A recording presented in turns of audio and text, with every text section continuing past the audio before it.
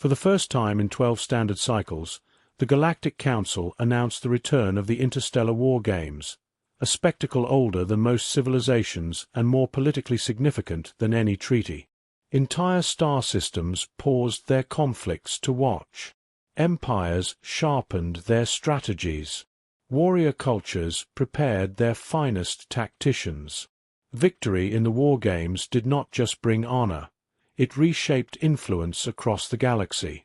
Held within a controlled cluster of simulated star systems, the games were designed to test not only military strength, but intelligence, adaptability, coordination, and doctrine.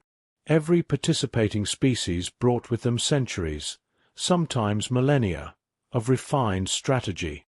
Some relied on flawless predictive algorithms. Others trusted rigid formations perfected through endless conflict.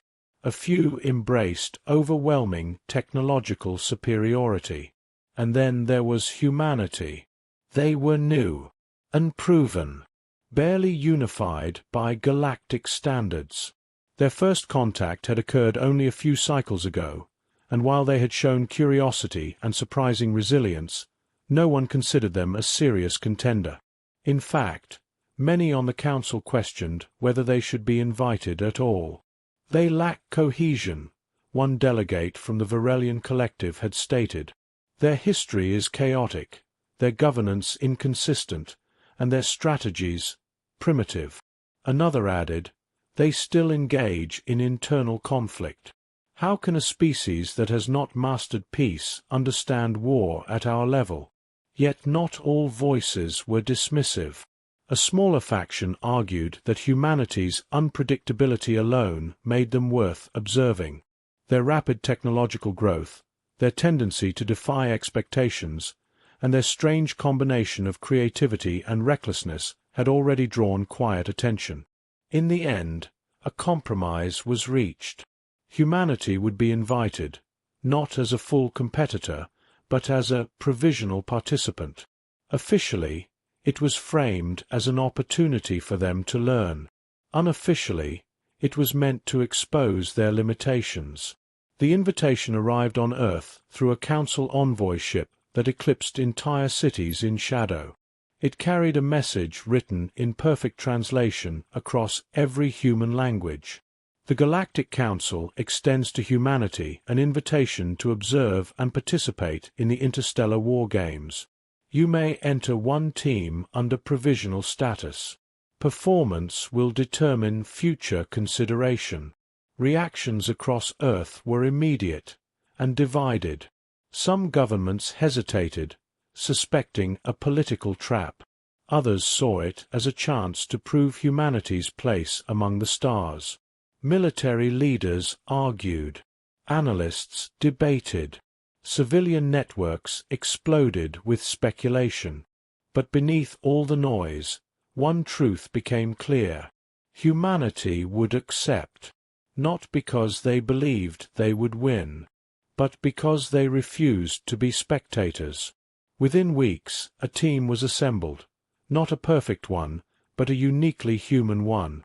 Strategists from rival nations, engineers with radically different philosophies, soldiers trained in entirely incompatible doctrines, even a handful of civilians whose expertise didn't quite fit traditional warfare at all.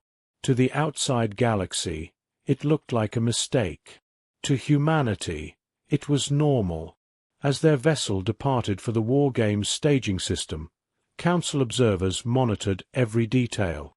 They noted the lack of uniformity, the disagreements among crew, the absence of a single, unified doctrine. They recorded it all as evidence.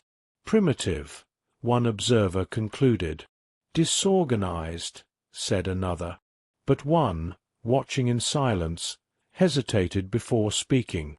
No, they said quietly. Not disorganized, adaptable.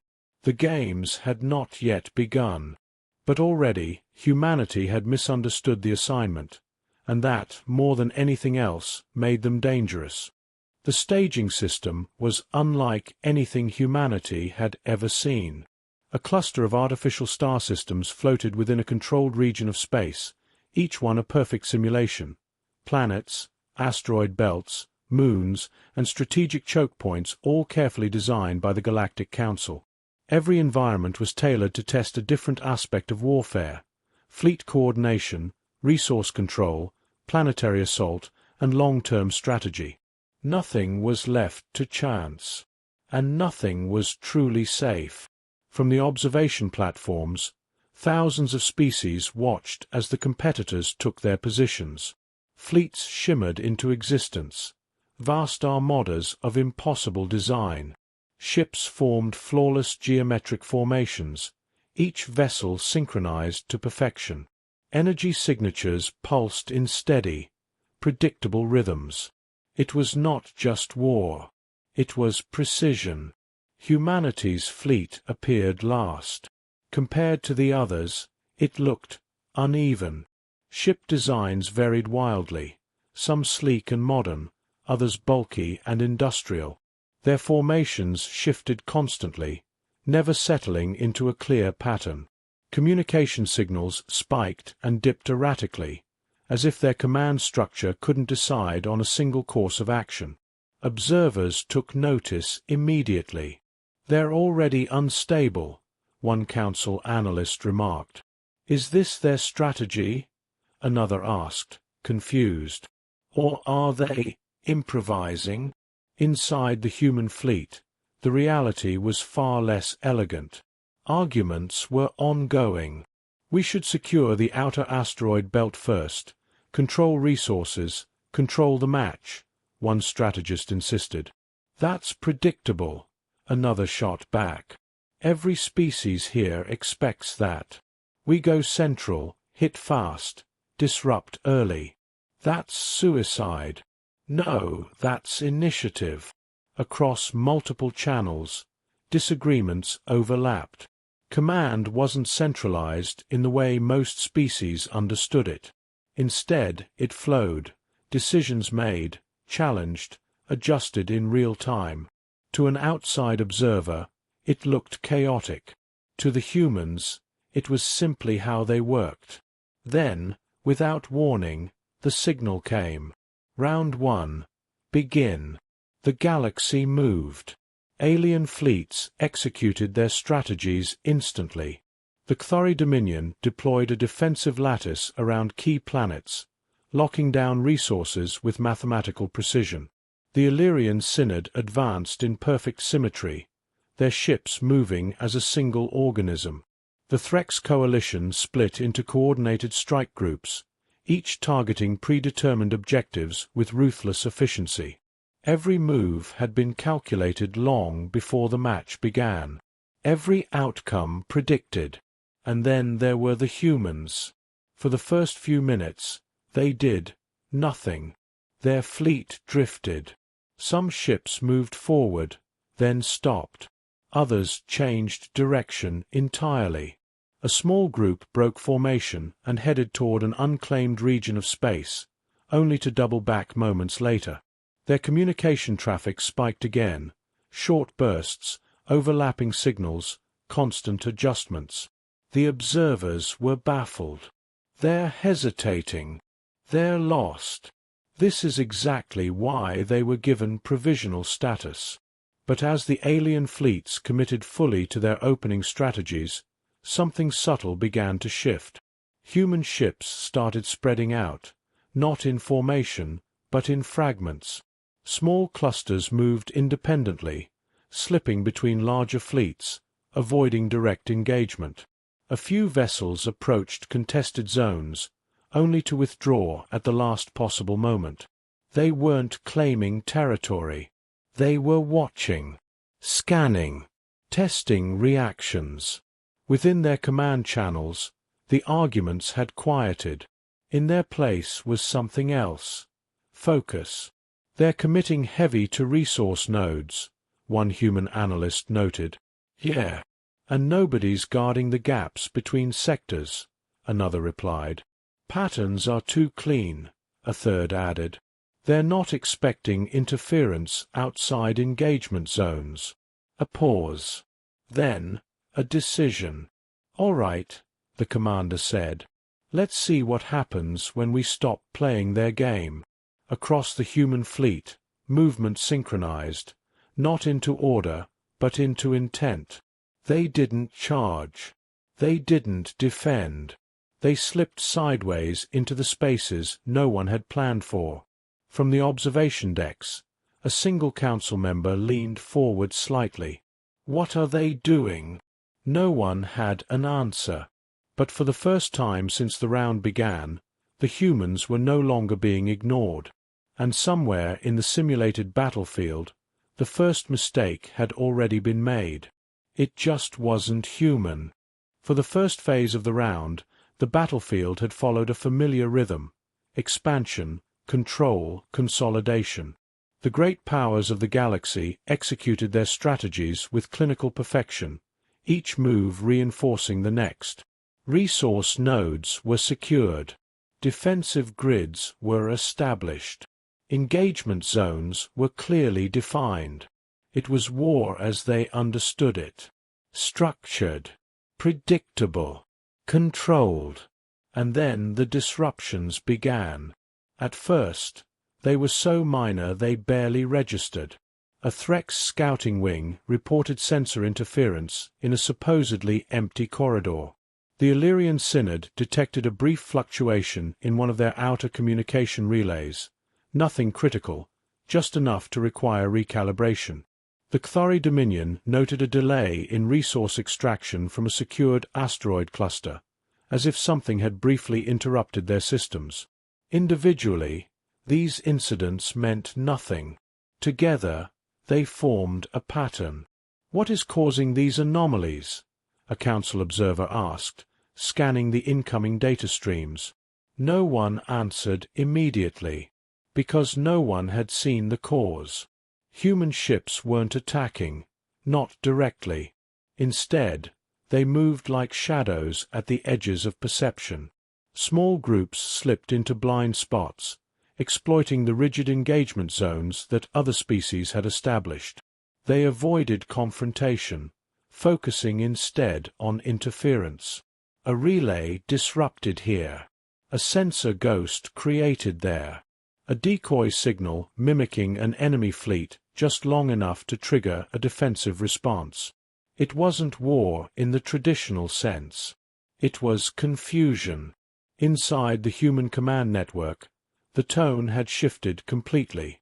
"Synod just rerouted 2 divisions to Sector 4, one operator reported. "Good," another replied.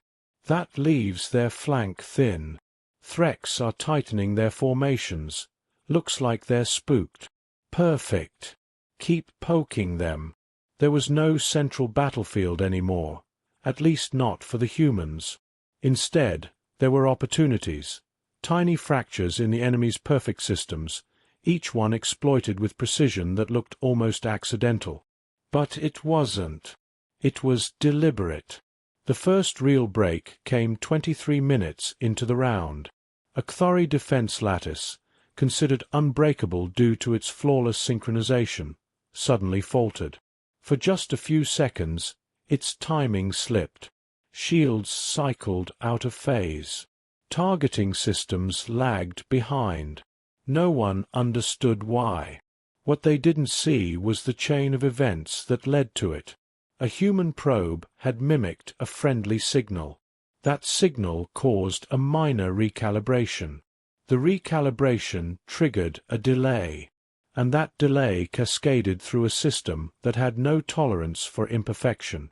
Within seconds, the lattice stabilized again. But it was too late, because now the humans knew it could fail. "They're not attacking strength," a council analyst whispered, eyes widening. "They're testing for weakness."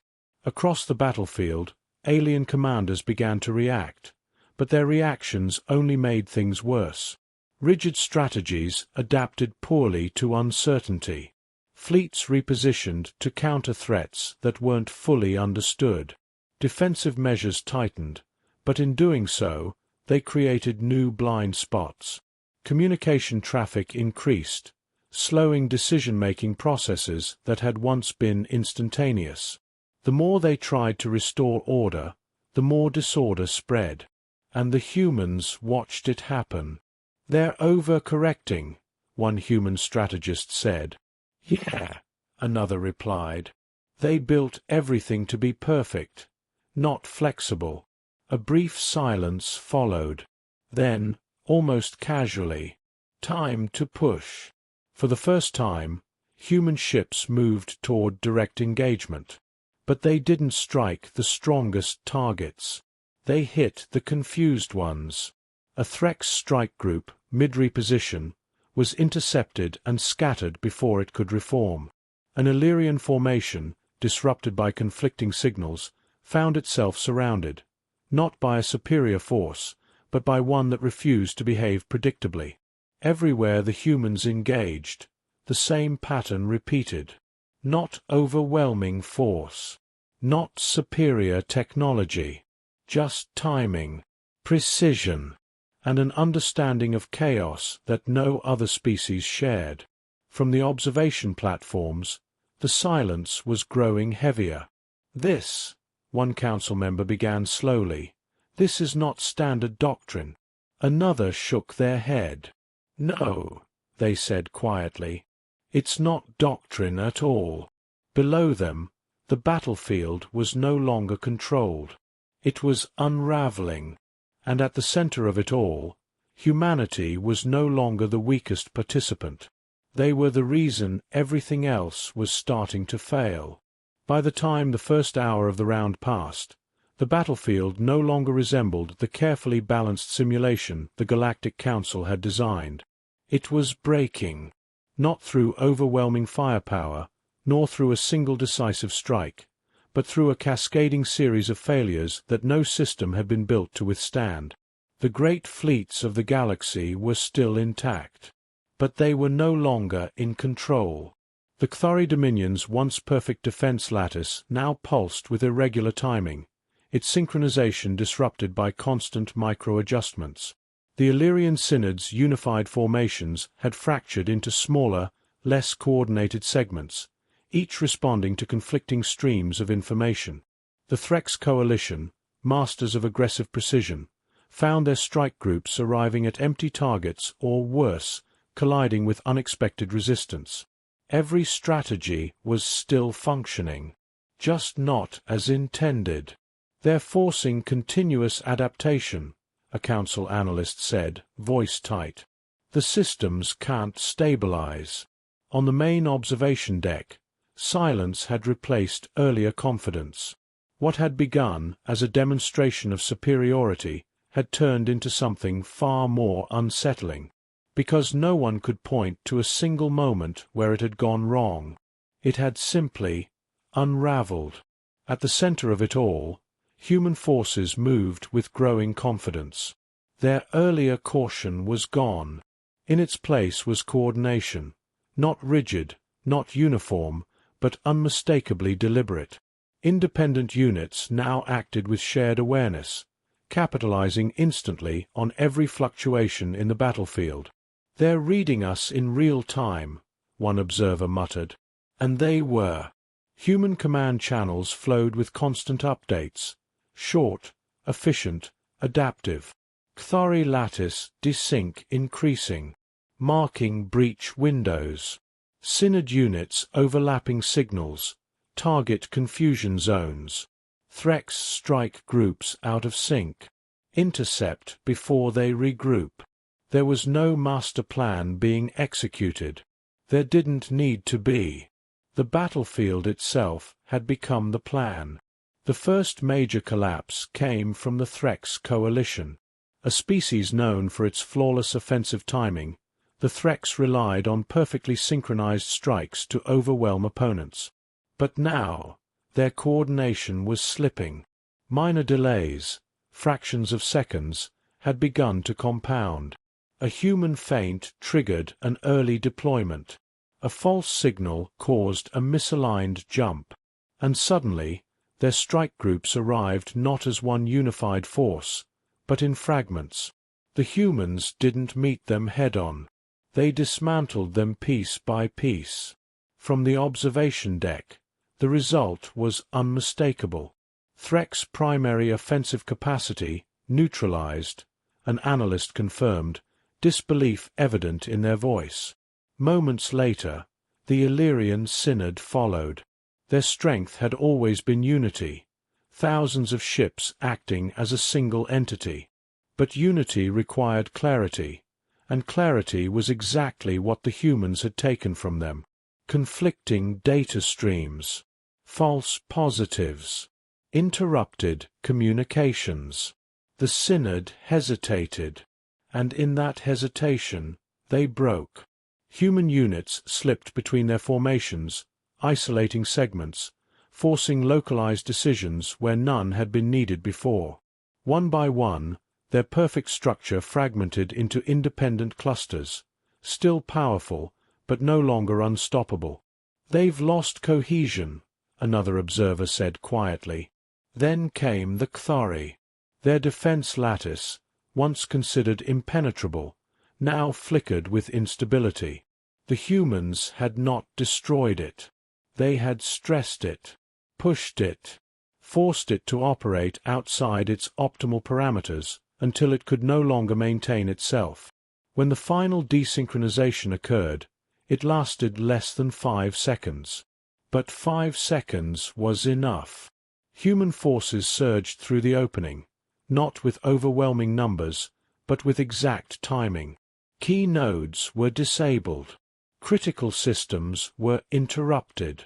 And just like that, the strongest defense in the simulation was gone.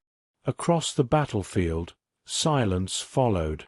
Not the silence of peace, but the silence of realization. On the Council's main display, the outcome became impossible to ignore. Top-ranked species, defeated. Primary strategies, compromised. Simulation integrity, unstable. And at the center of it all, humanity. 1 round. That was all it had taken. "They didn't overpower anyone," a council member said slowly. "They didn't need to," another replied. A third, watching the data scroll endlessly across the screen, spoke in a quieter voice than the rest. "They didn't fight the war." A pause. "They broke it." And for the first time in the long history of the Interstellar War Games, the Council began to understand that what they were witnessing was not victory. It was something far more dangerous. The simulation did not end with an explosion, nor with a final decisive strike. It ended with a question. For several long moments after the last Chthari node fell dark, no one spoke. Across the observation platforms, delegates, analysts, and military leaders stared at the data feeds in absolute silence. The battlefield below still existed, ships drifting, systems recalibrating, fragments of once perfect strategies attempting to reassemble. But the outcome was already clear.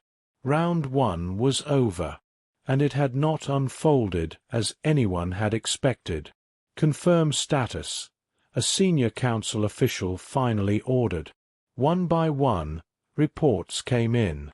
Threck's coalition, offensive capability reduced below viable threshold. Illyrian synod, formation integrity lost. Unable to re-establish unified command. Chthari dominion, defense lattice collapsed. Core positions compromised. A pause. Then, almost reluctantly, human contingent, fully operational. The words hung in the air. Fully operational. Not diminished. Not strained. Not even significantly damaged. They had not simply survived the round. They had dictated it. "That's not possible," one delegate whispered. "They were provisional." "They still are," another replied, though the certainty in their voice was gone. On the central display, the simulation continued to run, automated systems attempting to stabilize the environment for the next phase. But the Council was no longer watching the battlefield. They were watching the implications. They didn't follow any known doctrine, an analyst said. There's no framework for what they did. They created instability, another added. System-wide, not localized. A third shook their head. No, they said quietly. They exploited instability. It was already there. We just designed everything to ignore it. That realization spread quickly, and with it unease. Because the war games had always been more than competition. They were a controlled demonstration of power, a way to measure strength, predict outcomes, and maintain balance among the galaxy's dominant species. They worked because they were predictable, because every participant, no matter how advanced, operated within understood boundaries. Humanity had not just stepped outside those boundaries. They had erased them. If they continue, a council strategist said carefully, there will be no meaningful simulation. The system cannot account for this level of unpredictability. And outside the simulation? Another asked. No one answered immediately. They didn't need to. The implication was clear. If this was how humans approached a controlled exercise, what would they do in a real conflict? The chamber grew heavier with each passing second. Finally, the High Arbiter of the Galactic Council stood. The movement alone was enough to silence the room completely. This session will recess, they announced. All preparations for round 2 are suspended pending review. A ripple of shock passed through the delegates. Suspending the war games was unprecedented. But not one voice rose in protest, because for the first time, victory was no longer the goal. Understanding was. Hours later, the decision was made. It was not unanimous, but it was decisive. The official statement was transmitted across every participating system, and to humanity's command vessel directly. By order of the Galactic Council, humanity's participation in the Interstellar War Games is hereby concluded. This determination is not a judgment of failure, but of incompatibility. Your methods introduce variables that compromise the integrity of the simulation. Further participation is not advised. There were many ways to interpret those words, but only one meaning. Banned. On the human vessel, the message was received in silence. Then, slowly, someone laughed. "Wait," one officer said, incredulous. "We're out." After one round. Another leaned back in their seat, a faint grin forming. "We didn't lose," they said. "No," a third replied. "Apparently, that's the problem." Far above, within the council's chambers, the final assessment was recorded, not as a victory, not as a defeat, but as a warning. Humanity was not the strongest species in the galaxy. They were something far more disruptive, and until the galaxy could understand them, they would not be invited to play again.